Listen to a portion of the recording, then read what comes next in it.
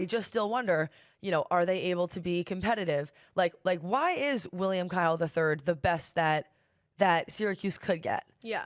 Because honestly, just to say it, I'm not even saying, obviously Syracuse had a down year last year, but Syracuse is still an ACC team with a really large, rich history of success. Yeah. You would sort of hope that they would be pulling out some other guys from larger conferences. And don't mistake me, I know there are success stories all the time of people who go from D3 to D1 and they're great, or they go from a conference that's maybe not as good as the ACC and then they bump up and they're great. But I would have liked to see maybe some guys that had a little bit more juice or a little bit of a higher caliber ranking. Yeah, I mean, at least you're seeing all 4 transfers, right, are from power conferences so far. Yeah, Kings true. from Oregon State, Kyle from UCLA, and then Soare. We'll talk about Ibrahim Soare here for a second. He's another guy who could kind of play the 5, maybe if they needed him to, maybe more of that power forward role. I think he kind of has to define his role a little bit more.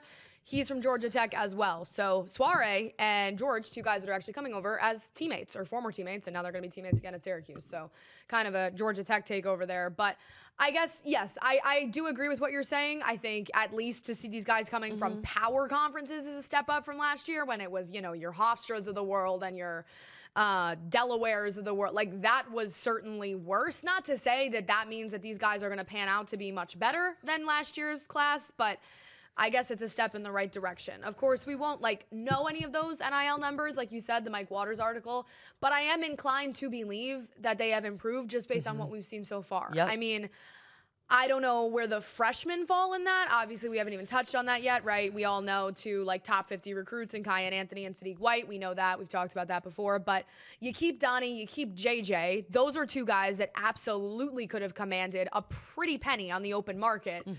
In the transfer portal. And then the guys you're bringing in so far I'll put them in the not bad category.